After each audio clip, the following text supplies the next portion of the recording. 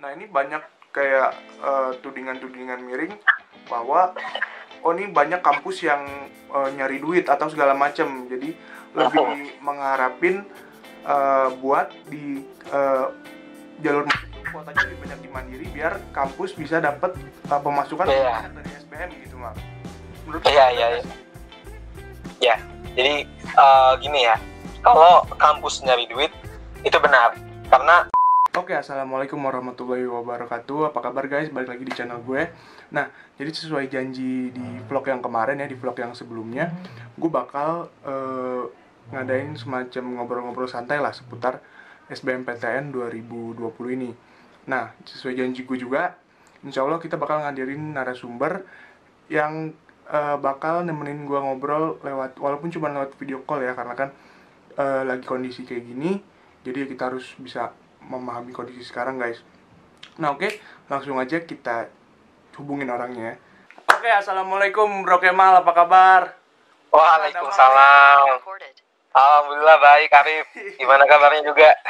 Alhamdulillah sehat. Gimana nih puasa udah hari ke-8 sekarang ya? Udah ke-8 ya? Udah gimana ke-28? Udah mau lebaran dong kalau gitu. Lebaran 2 hari lagi.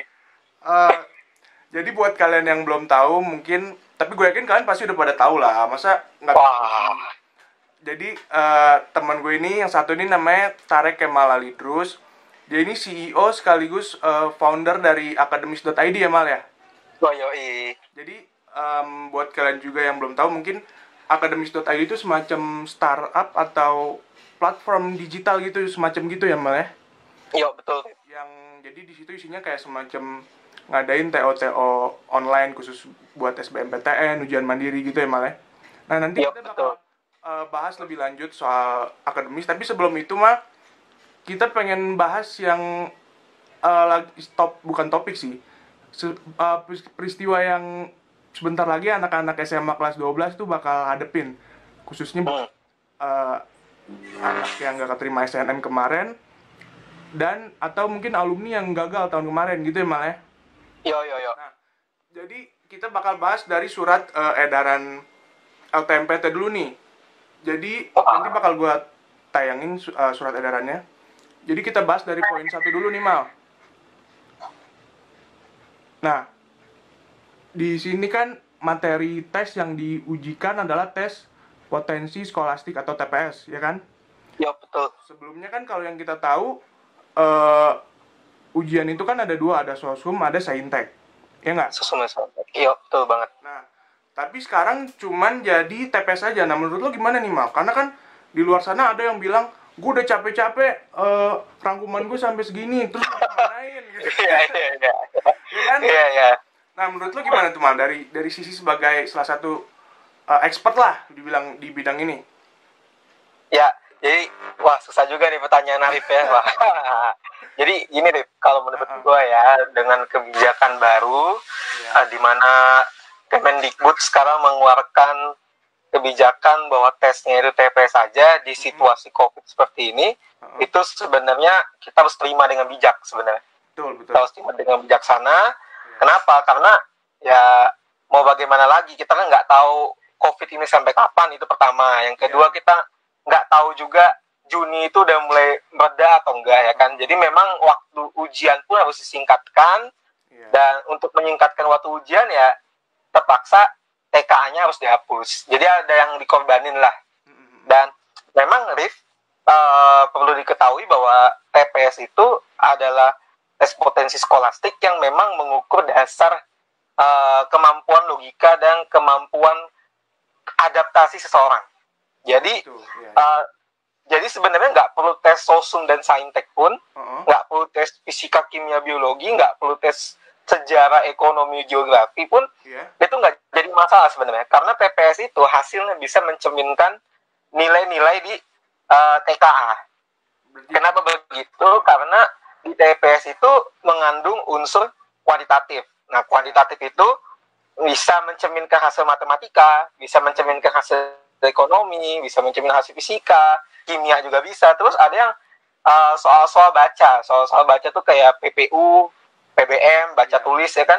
Itu kan bisa merepresentasikan seseorang ini mampu gak dia kalau nanti dikasih tugas kuliah baca buku misalkan, atau nulis esai, nulis rangkuman segala macamnya, itu kan jadi bisa merepresentasikan.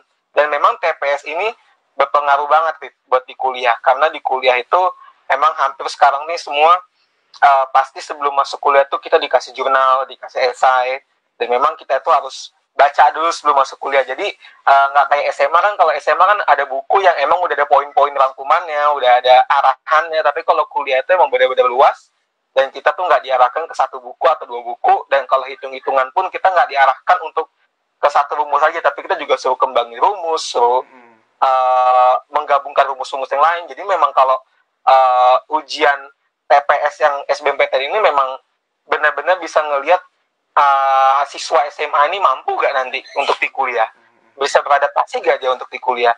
Dan gue sebenarnya juga jujur setuju aja sih dengan kebijakan pemerintah seperti itu. Kenapa? Karena orang pandai di sejarah belum tentu dia pas masuk kuliah jurusan sejarah pun bakal bisa untuk bertahan gitu. Kenapa? Karena 80% perkuliahan itu biasanya dia membutuhkan bidang-bidang lain juga. Jadi mata pelajaran intinya itu kalau untuk bertahan di kuliah itu ya TPS itu sendiri. Dan terkait orang yang udah belajar TKA kan, yang tadi lu bilang udah ngerangkum, udah belajar capek-capek, sebenarnya satu yang harus diingat oleh semua adalah nggak ada pembelajaran itu yang sia-sia sebenarnya. Betul. Karena mau bagaimanapun TKA itu nanti juga dipakai lah di perkuliahan. Kayak contoh ujian mandiri gue di SBM. Nah iya, mandiri tuh masih ada. Kalau nggak salah SIMAK UI itu masih pakai fisika kimia biologi. Utul UGM juga kan masih ujian tulis kan, dia juga pakai fisika kimia biologi, pakai ekonomi sejarah geografi. Dan di kuliah pun itu TKA tuh masih digunakan. Karena kan TKA itu adalah materi yang emang ada kurikulumnya, sedangkan TPS tuh nggak ada kurikulumnya ya kan. Iya, benar. TKA itu lu tahu kan, lu kalau sejarah lu harus belajar kemerdekaan, harus belajar perang dunia, harus belajar sejarah kontemporer. Kalau ekonomi harus belajar peminatan penawaran, ekonomi makro, mikro. Tapi kalau TPS kan lu nggak tahu kan mau belajar apa. Dan ketika kalau kuliah nanti ada kurikulumnya, berarti TKA itu berperan di situ. Jadi kalau udah belajar TKA, udah bikin rangkuman tebel, justru itu malah peluang bagus. Kenapa? Karena lu pada itu udah dapat ilmu TKA-nya, justru itu bonus dong buat lu ketika TKA tuh dihapus. Karena logikanya sebenarnya kalau TKA lu itu udah biasa, udah kuat, seharusnya TPS itu juga mengikuti gitu. Iya. Jadi bagi gua nggak permasalahan sih sebenarnya harusnya, dan justru malah jadi rezeki bagi kalian semua untuk dihapus TKA. Karena banyak juga yang bilang pada bingung nih, Mal, ini bisa dibilang good news atau bad news gitu kan? Iya. Karena mungkin good newsnya materi tes jadi berkurang jauh, drastis, lebih dari 50% kan? Oh iya, berkurangnya. betul. Tapi di sisi lain, soal keketatan kita masuk ke PTN ini juga pasti bakal meningkat, Mal. Betul. Iya nggak? Betul banget. Walaupun tadi kan lo udah jelasin, salah satu alasannya ini kan supaya di permasalahan waktu, karena kan sesuai dengan kondisi sekarang nggak mungkin kan kalau diadain tes yang terlalu panjang sedangkan waktunya singkat gitu kan ya. Betul banget. Nah jadi walaupun sebenarnya si TKA ini penting, tapi kan tadi lo bilang TPS ini juga udah mengeneralisasi semua pelajaran yang mungkin nanti berguna di perkuliahan gitu ya, Mal ya. Berguna di perkuliahan ya. Nah terus yang kedua nih, Mal, di sini ditulis setiap peserta hanya diizinkan maksimal mengambil 1 kali tes. Iya. Padahal sekitar 1 bulan sebelumnya itu ada pengumuman SBMPTN 2020 bakal diadain 2 kali. Iya, betul. Iya, betul. Tadinya cuma sekali tapi jadi 2 kali. Nah, terus tiba-tiba sekarang berubah lagi jadi sekali gara-gara balik lagi ke tadi ada persoalan pandemi ini kan. Pandemi ini ya. Nah, kalau menurut lu gimana ini cara kita sebagai pejuang SBMPTN menyikapinya tuh gimana, Mal, menurut lo? Iya, kalau ditanya cara menyikapi, ya memang mau nggak mau kita harus sabar ya. Iya. Kenapa? Karena memang kita mau marah pun nggak bisa gitu. Karena kan kita di sini yang butuh LTMPT lah bahasanya. Kita tuh butuh dia agar dia menyediakan jasa tes agar kita bisa masuk ke perguruan tinggi. Jadi kalau bisa dibahasakan tuh LTMPT itu adalah raja gitu. Dia bisa mengatur kebijakan dan tapi kebijakan yang dibuat pun memang mau nggak mau kita harus terima dengan dewasa gitu. Karena kan memang balik lagi kondisi sekarang nggak bagus, tidak baik dan memang arahan pemerintah pusat kan demi menjaga kesehatan harus social distancing atau jaga jarak ya kan. Sedangkan kan lu tahu sendiri setiap tahun tuh yang tes PTN tuh sampai 800.000 ya kan. Bayangin aja 800.000 kalau satu hari itu 100.000-an peserta itu wah itu kan udah mengkacaukan arahan pemerintah pusat ya kan sebenarnya kan. Iya dan kalau ada tes 2 kali itu kan pasti orang pada ngambil 2 kali kesempatan dong. Karena kapan lagi dia dikasih nyawa 2 kok, ya kan? Masa dia pilih satu nyawa doang untuk dipakai, ya kan? Dan memang, gue juga kasihan juga sih, karena ketika sekarang tuh orang nggak tahu nilai, kan ya? Itu juga, itu juga salah sikapinya ya, memang harus sabar dan memang harus ditanamkan di pikiran kita ya, kalau emang udah belajar, ya pasti bakal sukses lah. Udah itu aja sih sebenarnya. Dan berlian kalau dijatuhin ke comberan kan bakal tetap bersinar kan, bakal tetap berlian kan. Artinya kalau emang lu udah belajar, lu udah nyiapin mau sama 1 kali kek, mau cuma 2 kali kek, atau mau ujiannya tiba-tiba dipindahin ke negara lain kek, itu pasti lu bakal pasti lu bakal siap-siap aja orang. Lu udah belajar kok, ya kan? Jadi sikapinnya santai, slow, dan ya udahlah ikutin aja apa yang diarahkan pemerintah karena itu yang terbaik untuk kita juga. Jadi intinya kita harus tetap sabar, tetap cool gitu ya Mal ya. Tapi tetap ya udah santai aja ya. Sambil persiapan juga, jangan sampai lo terlalu santai malah nggak nyiapin apapun, itu salah juga kan? Iya, janganlah. Nah terus lanjut, ada yang mau demen lagi tadi? Udah, kayak sih cukup itu. Nah terus lanjut ke poin 3 tuh, ada pelaksanaan tes dilaksanakan dalam 4 sesi setiap hari, ya oke lah. Terus ya, itu. Lanjut ke poin keempat aja. Nah ini yang paling bikin beda dari tahun sebelumnya nih Mal. Pendaftaran UTBK dan SBMPTN oleh peserta dilakukan 1 kali bersamaan. Peserta harus memilih lokasi tes pusat UTBK dan memilih PTN dan program studi tujuan. Nah, dimana kalau kita balik ke SBMPTN 2019, di situ kita kan ngelaksainin ujian, terus kita terima nilai, baru kita daftar SBMPTN kan. Nah, sementara balik lagi ke sistem tahun 2018, dimana kita nggak tahu nilai, tapi kita udah disuruh milih jurusan yang kita atau PTN yang kita tuju gitu loh. Nah, menurut lo gimana nih Mal? Iya. Menurut gue sih ya sebenarnya gue kalau di posisi kalian ya pasti gue nggak setuju ya kan. Karena pertama kita nggak tahu nilai, kedua ya kita nggak bisa memprediksi kayak tahun 2019 kan. Otomatis sebenarnya kalau di angkatan lu ini, kalau orang mau daftar PTN tuh nggak bisa lihat data dari 2019. Kenapa? Karena 2019 tuh orang daftar PTN berdasarkan kesadaran diri. Jadi kayak udah lihat nilai nih, ya udahlah gue yang tadinya mau FKUI misalkan, tapi nilainya pas lihat cuma 600, udah cari yang lain deh, yang penting keterima, ya kan? Tapi kalau di 2018 kan orang daftar PTN pilih jurusan berdasarkan impian mereka, ya kan? Jadi berdasarkan impian dengan berdasarkan sadar diri itu agak berbeda sebenarnya. Karena impian itu orang kan pasti maunya yang tinggi, itulah makanya kalau lu lihat data di SBMPTN itu di contoh misalkan di ITB aja, di ITB itu di 2019 itu keketatan itu hampir 10% sampai 20%, itu kan tinggi banget ya kan. Yang biasanya kampus-kampus lain cuma 1%, cuma 2%, tapi di ITB itu bisa sampai 13%, 15%, dan yang daftar tuh memang di bawah 1.000 semua gitu. SBM aja di tahun 2018 itu kan ada 4.000-an yang daftar, tapi di 2019 tuh cuman 1.300. Begitupun nanti mungkin di 2020 bisa meningkat lagi jadi 4.000 atau jadi 3.000. Artinya buat lulus semua juga nih tips dari gua, kalau mau lihat data pesaing atau segala macam lihatnya 2018 karena akan kemungkinan besar orang itu kan karena nggak tahu nilai, ya udahlah, toh dia juga ujian nggak tahu nilainya, jadi ya udah daftar sesuai impian mereka aja gitu ya kan. Terima ya alhamdulillah, nggak terima ya ujian lagi mandiri ya kan. Cuma gue nggak setuju sebenarnya sama kebijakan pemerintah yang pakai bikin UTBK sama SBMPTN kalau emang ujung-ujungnya nggak dikasih tahu nilai. Sebenarnya kan UTBK tuh dibuat sebagai lembaga ujian, bukan lembaga penyeleksi.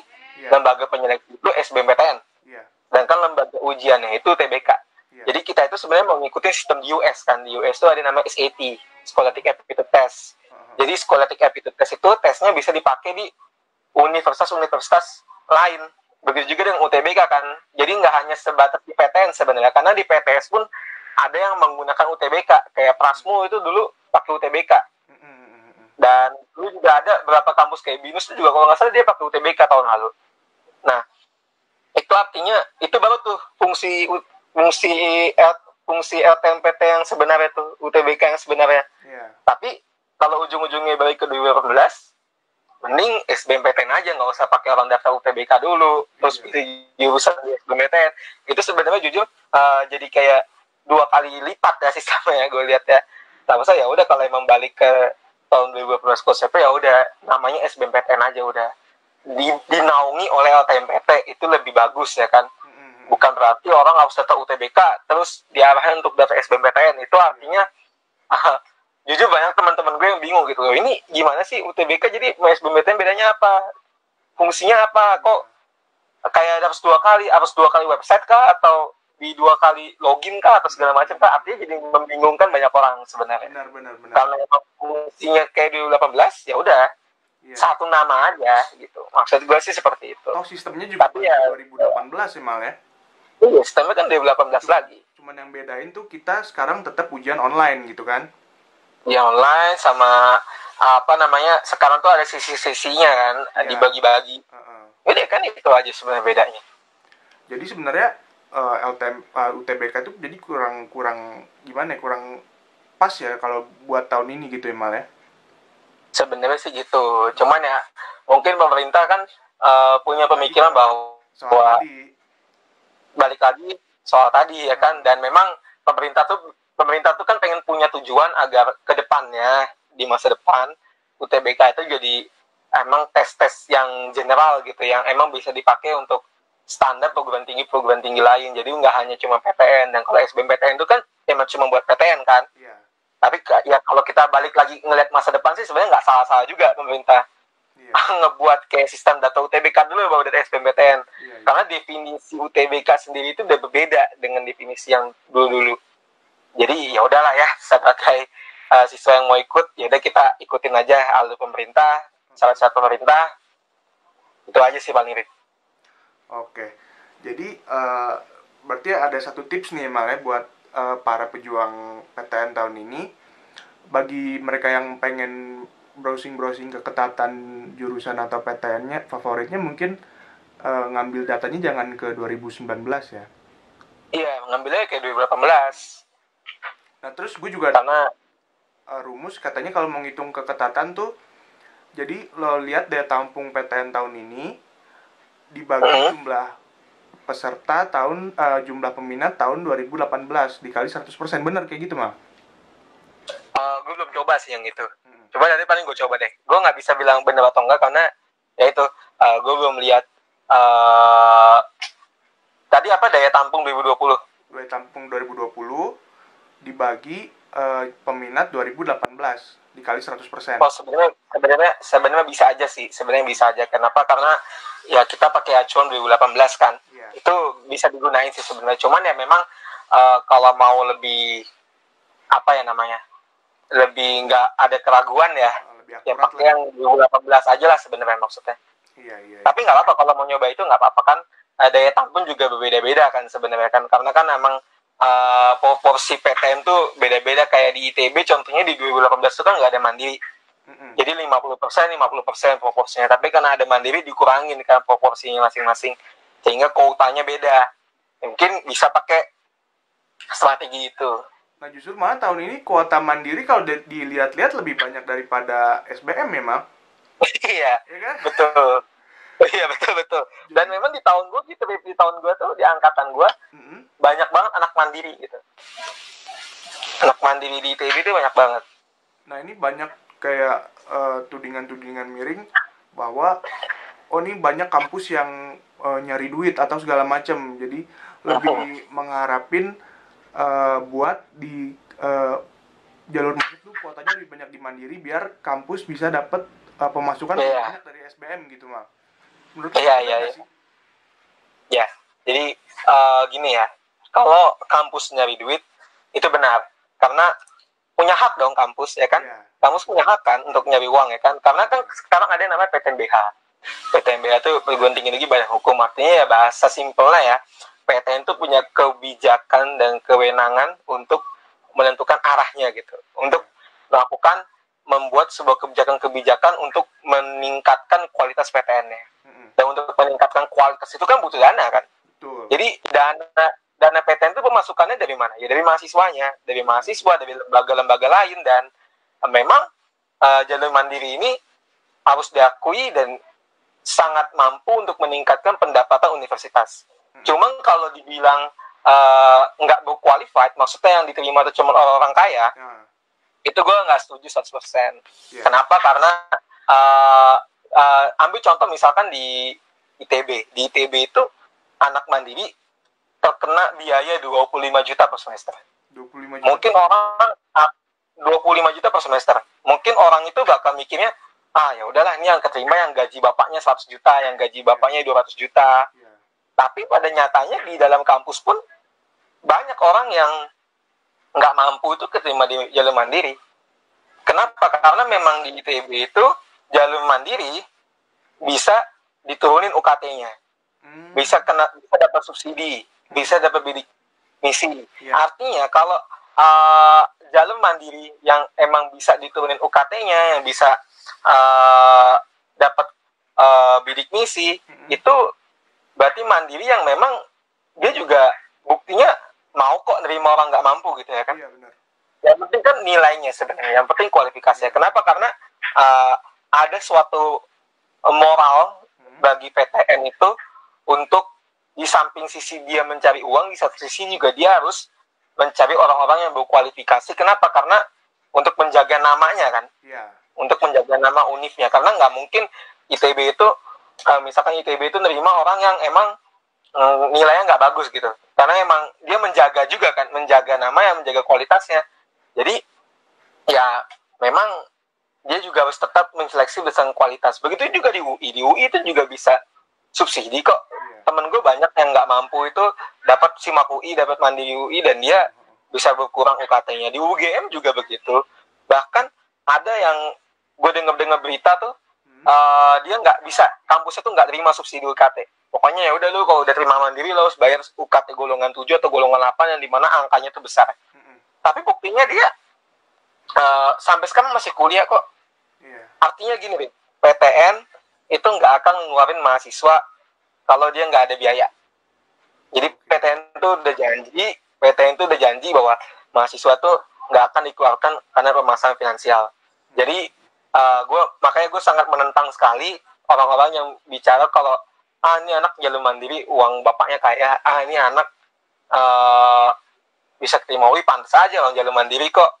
Itu gue nggak nyaman sih sebenarnya, nggak kalau kita selalu menyalahkan kondisi eksternal ya, orang-orang itu nggak bisa maju gitu. Makanya penting banget bagi kita ke depannya untuk emang kalau misalkan nggak lolos atau nggak dapet atau gagal gitu, coba jangan lihat hal luar gitu, coba introspeksi dalam diri aja gitu. Kayak mungkin dia berjuangnya lebih keras atau belajarnya lebih lama, kita berpikir begitu aja gitu. Nggak usah kita berpikir bahwa pantas lah dia keterima, gue secara orang susah kok, dia orang kaya ya dia lah yang dapat mandiri. Enggak. Jadi kita nggak boleh berpikir seperti itu sebenarnya, karena banyak orang-orang mandiri juga yang emang dia berasal dari kalangan tidak mampu. Cuman ya harus dipahami di konsep kita bahwa PTN itu berhak dan direstui oleh undang-undang untuk mencari dana dari mahasiswa. Jadi PTN juga berhak untuk menerima Heeh. orang-orang yang berduit. Iya. Dan memang udah banyak orang-orang yang berduit dan pintar gitu. Iya, iya. Jadi Benar-benar. ya yang keterima tuh ya bisa jadi dia emang kaya dan emang pintar gitu. Jadi Iya. memang Heeh. penting bagi kita untuk emang harus di atas rata-rata gitu. Iya. Jadi biar kita bisa dapat. Itu udah paket komplit banget emang, udah berduit, pinter lagi. Iya, pakai komplit kan. Lalu kita nyinyirin dia ya nggak bisa dong. Iya. Jadi sebenarnya Ya itu banyak gitu. yang penting selama ada niat, ada usaha, insya Allah bakal ada jalan ya Mal ya. Iya, soalnya akan ada jalan. Jadi nggak usah, buat kalian yang di luar sana yang berkecil hati soal finansial atau merasa kurang pede soal biaya, nggak usah pikirin itu dulu deh. Yang penting, Gak usah pikirin itu dulu. Nah, yang penting dapat dulu, diterima dulu. nah, yang penting lo belajar, usaha, dapat PTN, baru deh. Nanti itu urusan belakangan gitu kan. Belakangan, Rip. Dan ini gue mau cerita dikit nih, Rip. Di SBM nih, SBM kan terkenal dengan biaya kuliah yang mahal banget kan. Iya, iya. Yang 1 tahun tuh 3 semester, ditambah lagi biaya UKT-nya 20 juta. Nggak bisa subsidi. Nah, itu udah komplit tuh ya kan. Ini SBM Udah ITB 20 ya, juta. sekolah manajemen ya Mal ya. SBM ITB, manajemen udah 20 juta nggak bisa subsidi, kalau mandiri jadi 25. Iya. Itu artinya udah kampus termahal lah rasanya. Tapi ada teman gue yang dia tuh keterima mandiri, anak bidik misi, Iya. cuman dia tiba-tiba bidik misinya tuh nggak dapet statusnya karena dia udah diterima di bidik misi PTN lain. Jadi dia tuh di ITB nggak bisa terekod bidik misi. Itu mungkin kalau kita jadi dia ya, wah kacau kali itu ya. Waduh, udah biaya 25 juta. Gue bukan orang kaya, bahas dari kalian nggak mampu. Gimana gitu maksudnya kan, udah kelabakan kali. Tapi mana dia sampai sekarang nggak keluar kok. Dia masih bertahan sampai sekarang. Masih kuliah-kuliah aja. Kenapa? Karena itu artinya peraturan yang udah sangat kaku pun, karena jelas-jelas di SBM ITB itu ditulis di websitenya UKT itu nggak bisa turun. Itu udah di statement kan di websitenya kepada publik. Tapi buktinya pas udah di dalam, ada yang nggak mampu pun, ada yang nggak dapat beasiswa pun, akhirnya dibantu kok. Sampai sekarang bukti itu orangnya masih ada, masih kuliah aja, dia masih hadir kuliah online, masih say hello, masih seneng. Itu artinya apa? Artinya ya tadi, PTN itu nggak akan mengeluarkan mahasiswa karena finansial, itu pertama. Dan yang kedua, asalkan yang tidak mampu ini atau yang tidak punya biaya di pas kuliah ini dia bisa berprestasi ya, bisa menunjukkan kepada PTN bahwa gue ini layak loh sebenarnya di sini gitu. Jadi PTN tuh nggak bisa keluarin gue gitu ya. Lu pasti aman lah gitu, karena emang temen gue yang ini kasusnya emang dia pinter juga di ITB gitu. Di SBM tuh IP-nya di atas 3,6, dan memang dengan begitu kan PTN akhirnya lihat kan, oh ini anak pinter, anak cerdas, potensial, kalau dikeluarin justru malah jadi bahaya bagi ITB. Dan memang juga bener banget kata Arif tadi, emang kalau ada niat, ada berjuang itu udah wajib banget lah, itu udah kudu banget lah. Emang kudu banget ada niat, ada suatu kemauan biar bakal bertahan dimanapun itu. Jadi soal finansial nggak usah kita hirauin lagi lah ya. Udah lah, itu santai aja udah. Balik lagi nih Mal, ke surat yang tadi, terakhir poin 5 tuh ada jadwal pelaksanaan UTBK di 5 sampai 12 Juli. Terus waktu pengumuman itu 25 Juli. Nah, menurut lo di kurang lebih 1 sampai 2 bulan ke depan ini, ada nggak sih tips-tips atau hal yang harus bagi pejuang SBMPTN tuh lakuin di dalam kurun waktu sekitar 2 bulan ini? Biar buat istilahnya buat mempersiapkan lebih mantep lah di pelaksanaan UTBK nanti. Jadi kalau tips sih ya, tipsnya sebenarnya satu sih yang orang tuh jarang concern ke situ ya. Tipsnya itu fokus dan jaga kesehatan mental. Jadi emang kalau dari gue sih 2 itu aja. Maksudnya fokus tuh apa? Fokus tuh maksudnya ya dalam 2 bulan ini fokuslah dalam memanfaatkan waktu. Iya. Jadi waktu itu kalau bisa jangan dibuang-buang dengan begitu aja. Belajarlah. Tapi belajarnya itu juga lo harus ingat. Tapi berpikirlah bahwa belajar itu sebagai penyelamat kita untuk bisa menggapai impian kita. Karena banyak orang tuh kalau belajar hanya demi SBMPTN, biasanya dia ketika kuliah itu kembali pusing, kembali terbebani lagi dengan materi-materi yang emang Mal, kayaknya koneksi lo kurang bagus nih, Mal. lebih banyak dan jauh lebih berbeda. Mal, Jadi penting banget Mal. bagi teman-teman semua untuk emang fokus belajar. Kalau bisa belajarnya itu jangan campur-campur, artinya gini. Artinya targetin misalkan minggu pertama nih, minggu pertama di bulan Mei, belajar kuantitatif, ya udah belajar kuantitatif, udah. Jangan sampai belajar PBU, PBM atau bahasa Indonesia, bahasa Inggris. Kenapa? Karena nggak bisa fokus nanti. Karena secara penelitian tuh ketika orang belajar matematika tuh sebenarnya nggak bisa belajar materi-materi yang emang berbeda banget dari matematika. Jadi emang lo harus fokus ke satu minggu itu kalau bisa menguasai satu topik, terus minggu kedua ganti lagi topiknya, kuasain lagi. Misalkan minggu kedua penalaran umum, kuasain penalaran umum. Minggu ketiga PBM, ya udah kuasain PBM, latihan soal PBM. Penting juga untuk sering-sering ikut tryout, ikut ujian-ujian simulasi. Kenapa? Karena untuk mengukur kemampuan dan untuk memprediksi kita bagaimana kita bisa dapat nilai tinggi itu dari tryout itu sebenarnya cukup ya. Kenapa? Karena tryout itu dia itu kayak ibaratnya itu sampel yang bakal bisa memprediksi kita. Jadi peserta 800.000 yang ikut untuk bisa mengukur kita lolos atau enggak itu sebenarnya nggak perlu 800.000 orang. Sebenarnya dengan 80.000 orang, 60.000 orang itu tuh cukup untuk melihat apakah kita pantas daftar FKUI, apakah kita pantas daftar STITB, apakah kita pantas daftar hukum UGM. Itu sebenarnya dari situ udah bisa terlihat gitu. Karena tryout itu juga sekarang tuh tryout kayak tryout gua, tryout eduka, tryout segala macamnya itu pun juga soal-soalnya itu udah bagus gitu. Maksud gua udah ya mirip lah. Artinya ketika lu ikut tryout di situ, rajin-rajin beda soal di situ, itu otomatis bakal bisa ngelihat lo itu nanti pas dari SBMPTN layak gak sebenarnya untuk daftar di jurusan impian lo. Dan memang untuk TPS ini kuncinya cuma satu, yaitu latihan. Jadi latihan, apalagi kuantitatif.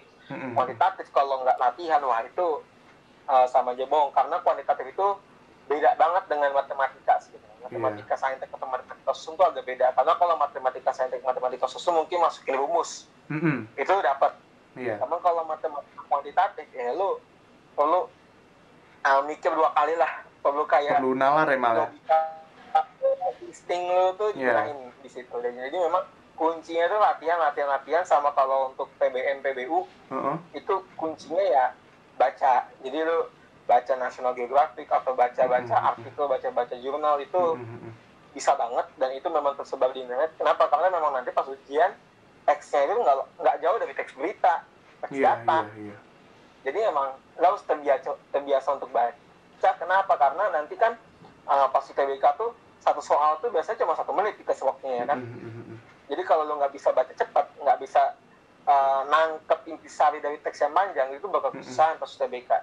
Dan penting banget bagi kalian semua kalau mau latihan soal, usahakan kerjakanlah soal itu sesuai dengan waktu. Jadi jangan ngerjain satu soal tuh 10 menit, ya itu nanti ketika di realita nggak terbiasa. Jadi kerjanya satu soal 1 menit. Dan biasakan juga ngerangkum. Kenapa? Karena dengan mencatat, merangkum itu biasanya jauh lebih cepat nempel ke otak. Jadi penting banget untuk fokus, jaga kesehatan mental, sering-sering latihan, sering-sering ikut tryout. Insya Allah kalau udah itu dilakukan konsisten sih, bisa lah tembus kayaknya. Jadi kuncinya yang pertama fokus ya Mal. Fokus. Terus belajar sesuai subtes yang berurutan, jangan ngacak gitu ya. Kalau ngacak ya rapih lah belajar.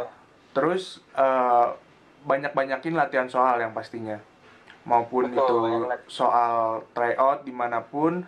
Dan yang paling penting sih ikut tryout di akademis ya nggak Mal?